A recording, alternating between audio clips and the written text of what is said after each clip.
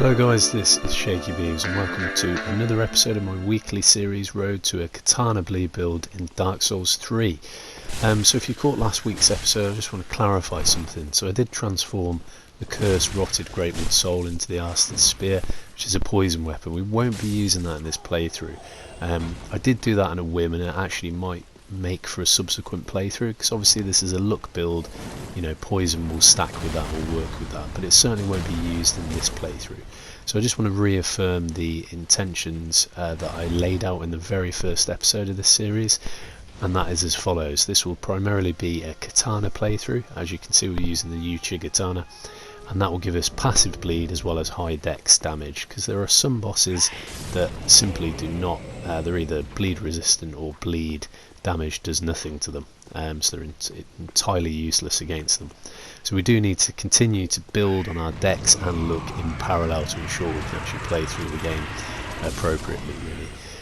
So using the HEIR katana for the majority of the playthrough with passive bleed damage, and then what we pick up in this episode was always my original intention for a secondary weapon, and that is the Warden Twinblades, which are incredibly efficient with bleed. So what I'm intending to do is have them as my secondary, as I always said in the very first episode, because obviously the HEIR katana is liable to break as well. And I'm actually going to blood infuse them, so I'm going to make them pure bleed using the profane coal and blood gem once we get that. So this will stack with my luck stat, so it'd be really interesting, I think, for you as a viewer to see both passive bleed damage with the katana and obviously pure bleed damage weapon in the Warden Twinblades. And there's one boss in particular I'm going to prepare for that. That is very susceptible to bleed, and that is Dancer of the Boreal Valley. So a very good boss fight, one of my favourite in this game, and let's see what a pure bleed weapon does to them in the Warden Twinblades. I think that'd be really fun to see. So just wanted to clarify that point. So into this episode, quite a few level ups. I do chuck a couple of points in endurance, as I mentioned in last week's episode.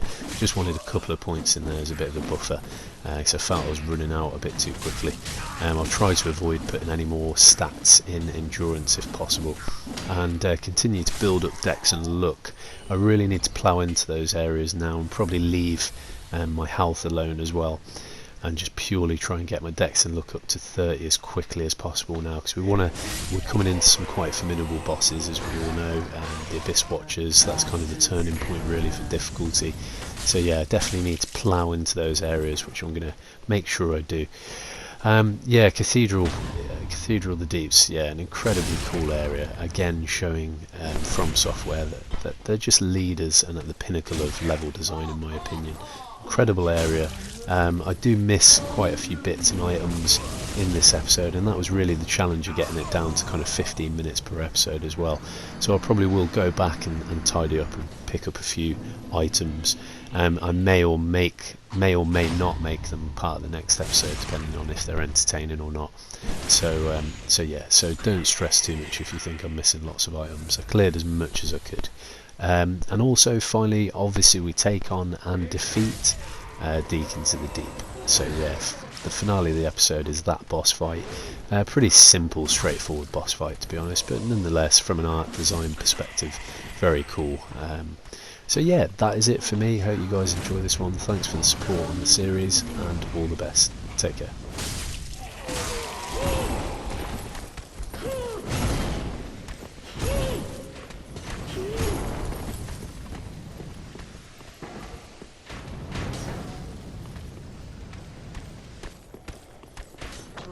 Cleanse the bastard's curse.